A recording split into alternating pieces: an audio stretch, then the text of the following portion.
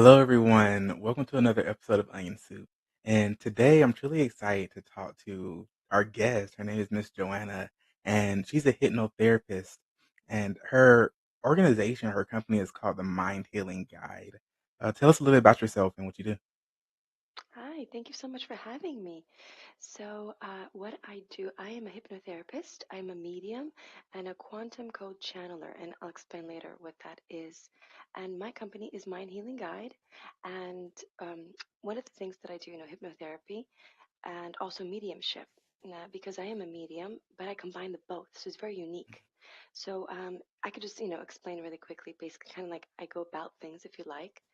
And I'd love to ask any questions you have about hypnotherapy. If you have no idea what hypnotherapy is, maybe debunking hypnotherapy, what it is and what it is not.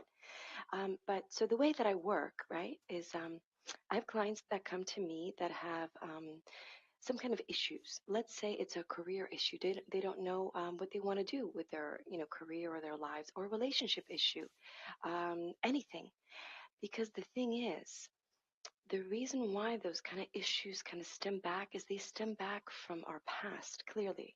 But the real place they stem back is from our childhood. Now, about 90% of my clients, approximately, their issues stem back from childhood because we're in theta state about 90, from ages birth, I'm sorry, to about 6, 7 years old.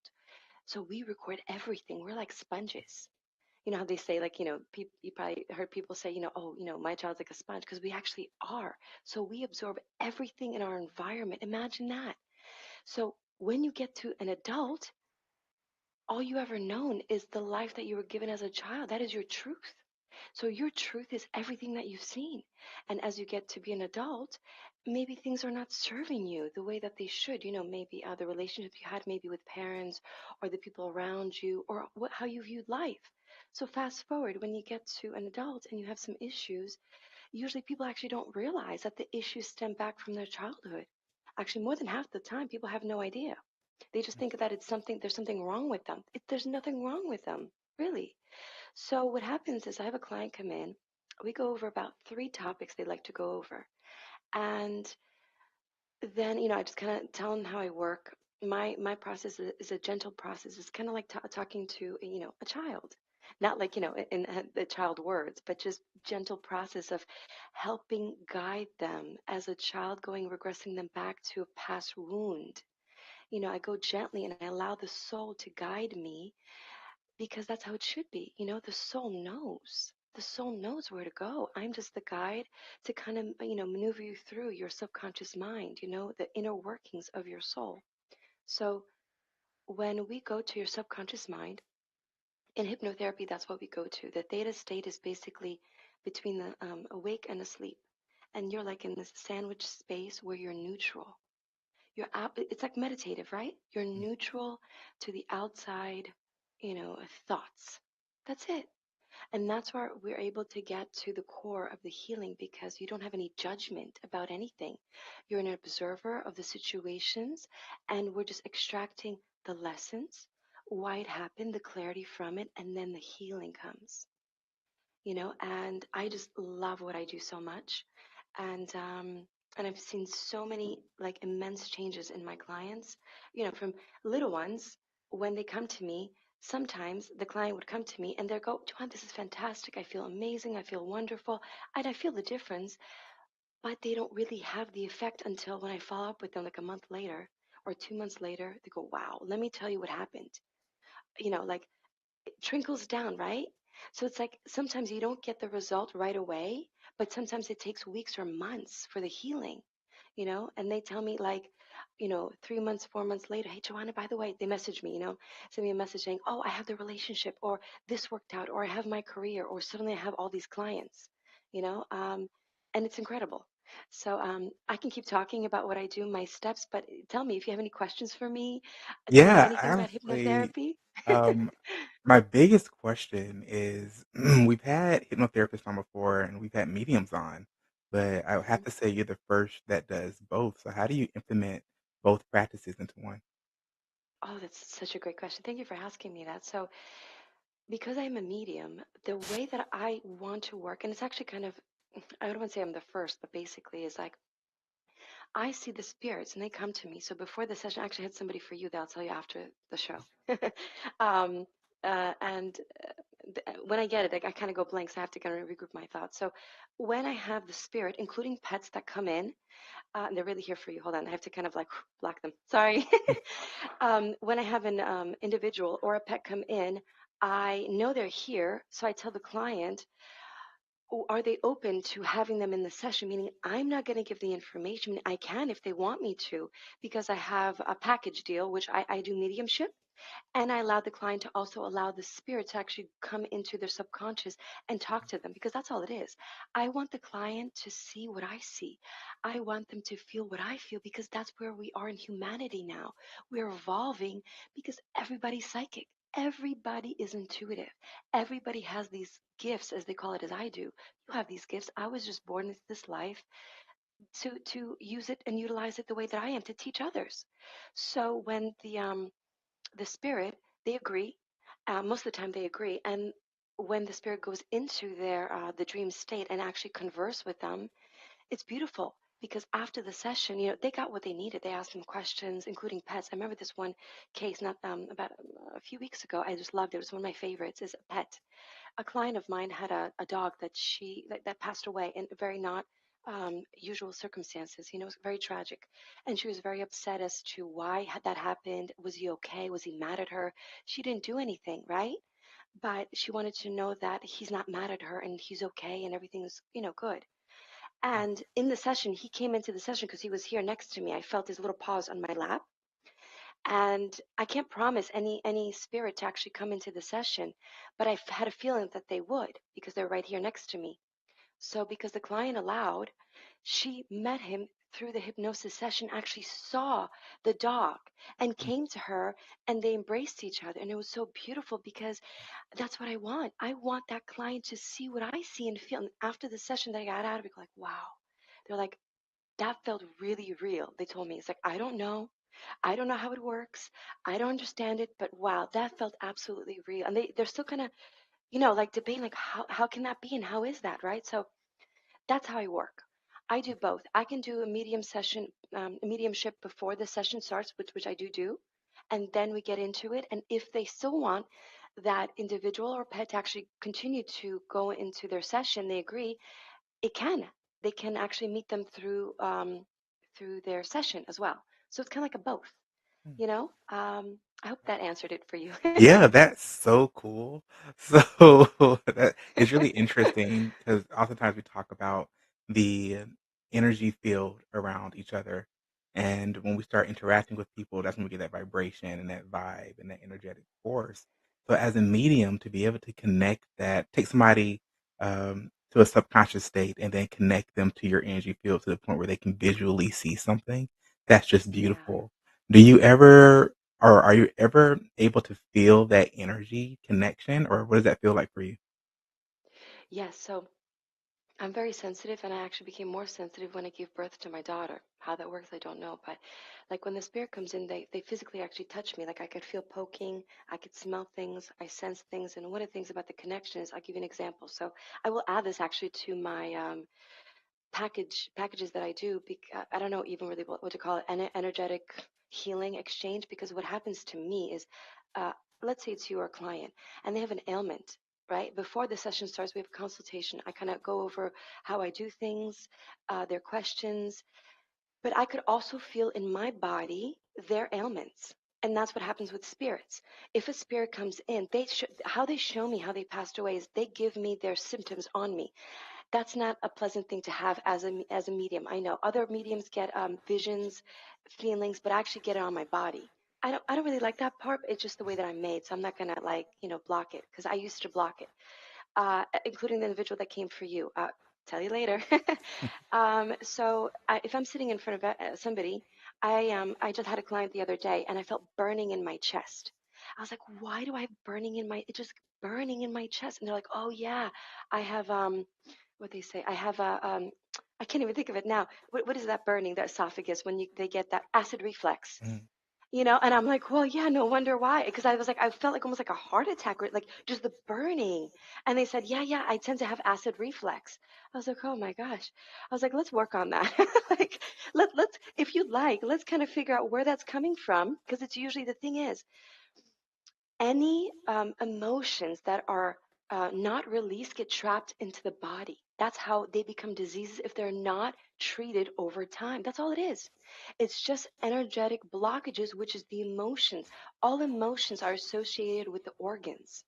Now, the esophagus, I'm not sure what that is actually, but I know the throat is speaking. The stomach is stress and other things. So this individual was dealing with the stress and anxieties and different things. So we kind of went to the past, and clear that. And then actually, when I cleared it, I could feel it in my own body as I'm clearing it. I feel it being cleared. So I know when it's working, when it's not. So weird, right?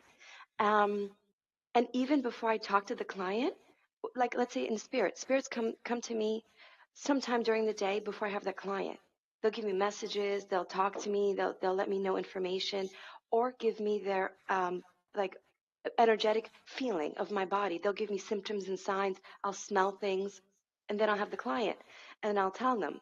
So that's the weird, strange realities that we live in. And everybody, by the way, is capable of this in the present to the future tense. Everybody, I promise you. We're all supernatural.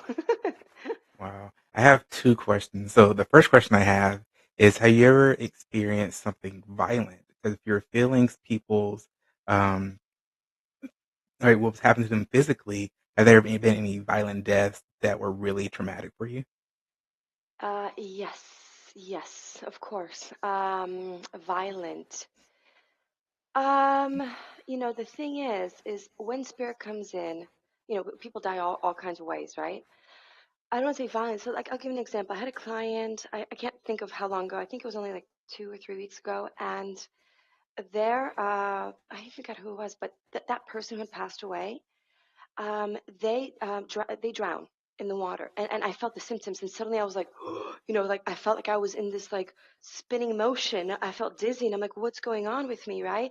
And I was like, I don't know what's happening. Why do I feel like I'm getting sucked into this like vortex or this like water sensation? And she's like, that's how he drowned. He drowned because he went too far and he got stuck in a tidal pool and it like swept him in.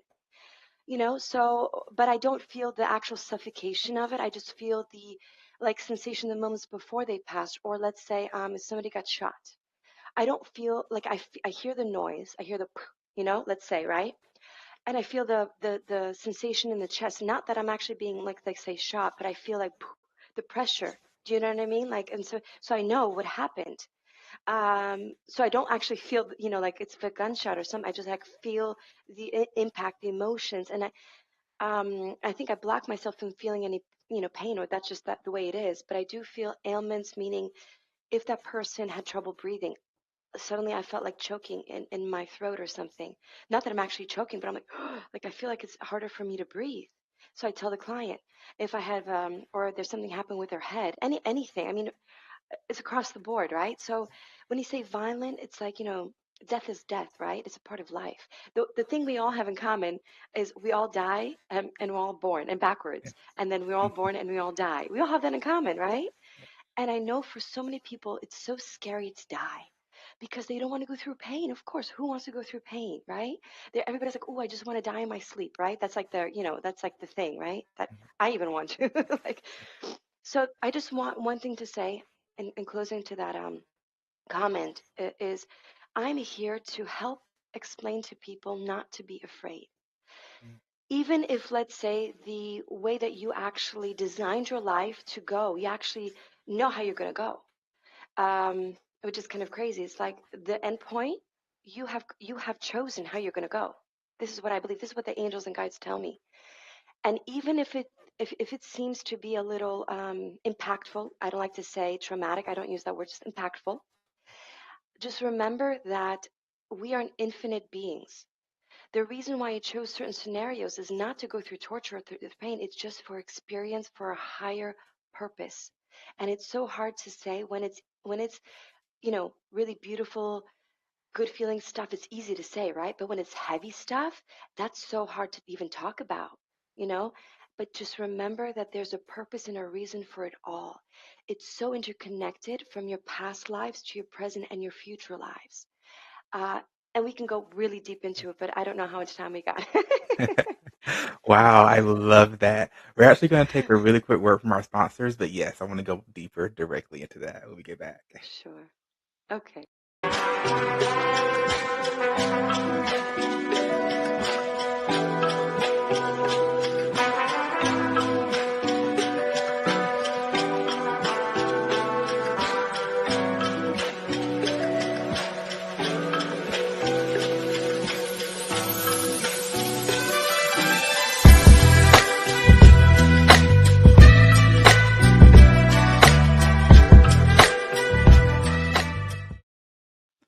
Hello, everyone. Welcome back.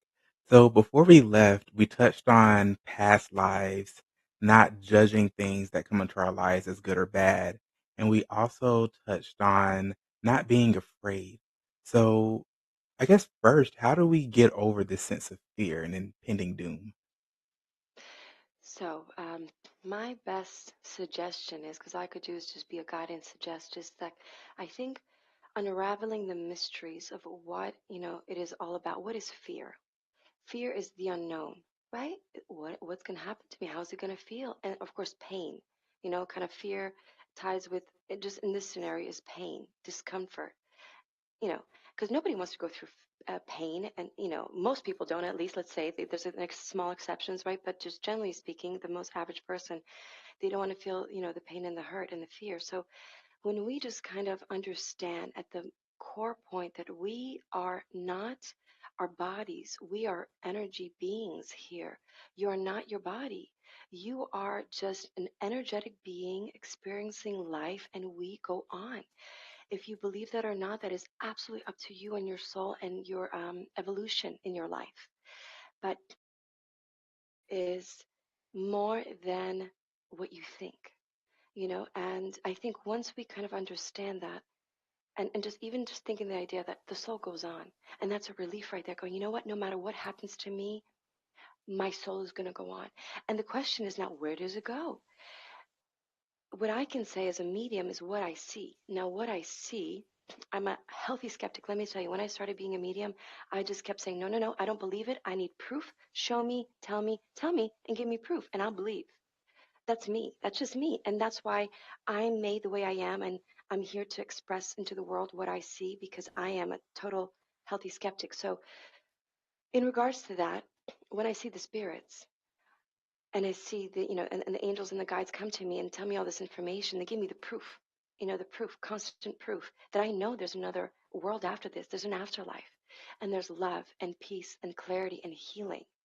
And, the one thing they tell me, I have to tell you that source told me, is he, I was it's a he, she, it's the omega, it's everything, right? It says it's all good. When I first heard that, I was like, wait, wait, wait, wait, wait. It's not all good. We got devastation. We got pain, all these things, all these really heavy things in this 3D world, right, or other world, D's that we're going into. He's like, no, no, Joanna, it's all good. He explained to me how it's all good. He said, Joanna, no matter what you go through in life, this life you came in, you chose these things as you're choosing as well. And you still have to make those choices. And even if it's good or bad, you needed to make those choices to get to the point where you need to get to, you know? And if you don't go through the heavier things, you can't see the contrast of it. Mhm. So those heavier things need to occur to bring you to the you are today, And he said, in every choice that you make, there's a bigger reason for everything, much bigger than your conscious mind, your human conscious mind can imagine. You're connected to everything and everyone. And I give an example. You walk down the street. You don't even have to say hello to anybody. You give a smile to somebody, they smile back at you. You have no idea what they're actually going through. You have no idea, let's say somebody died in their family and they had nobody to talk to or something like that, right? One smile can make a difference. One gesture, one sentence, one anything can change somebody's life, right? So the interconnectedness of it all, knowing that there's something way more to this than we could understand in our physical bodies. Just remember that you are an infinite being. And I could keep going and just remember that you're an infinite being, and that alone should relieve some of the fear of what's to come or how you will die. Know that you're going to go on. It's going to be, it's love. It's infinite love. That's what you really are. Mhm. Wow. So many, many years ago, I watched this movie called Pay It Forward, and I've actually lived my life by what I learned in this movie. And what happened is there's this little boy, and he's presented with this challenge at school. Everybody's supposed to create a project that changed the world, and he's probably like 12. His project was, I want everybody to go help three people just out of the kindness of your heart. And then when that person asks you what they can do in return, you tell them all they have to do is go help another three people and then pass it on. And because the way that the universe works and the way that life works in the world and energy, just passing on, like you said, a smile or something positive, just anything, it has a ripple effect. And your kindness can reach somebody on the other side of the world just by striking a smile. But we only have about 4 or 5 minutes left, so I really want to dive into when you say you first became a medium and how we all have these abilities. How does someone increase their awareness of these abilities? A beautiful question. So, the first thing is to be open to it, because I was talking to a friend the other day, about my gifts, and I was giving him some information, and I said, people they say, he said to me, yeah, people want to connect to spirit, but they're afraid. So they go, yeah, I wanna connect, but I'm afraid to see a ghost. So the first thing is to be open enough to, let's say, first see signs, right? Signs, baby steps. And you go, okay, cool, I can see signs. And then the next step is, are you open to seeing energy? Because they usually they come as orbs, meaning energy balls, basically. That's the first thing that I started to see when I was aware and I was open to it, because I blocked it for a long time, because I was afraid, like anybody, some real human, because I was afraid, because it was the unknown. So when you become more open, you start to see lights passing, like an orb or something flashing, or something just kind of going by. That's the second step, really. And then you actually start, when you're more open and you allow and you ask for it, you go, show me a sign. I want to connect. Tell me more. And you have to silence the mind. When I channel, I silence my mind, and there's no my thoughts coming in. I just literally, meditation is one good suggestion, or hypnotherapy if you want to go there, to silence the mind and just allow it to come through, and but be aware that there's good energies and bad. So what thoughts are coming in? If it's positive and of the highest vibration, meaning good things, those are good energies. If it's something telling you actually negative, clearly it's not good. So kind of dismiss those, and it's important to actually be aware of that. So just be open to it, really, and and ask for it, and they will come. Oh, you'll be surprised. They will show up, going, oh, he wants a sign. He's gonna get one. I love what you say about the positive and the negative energies.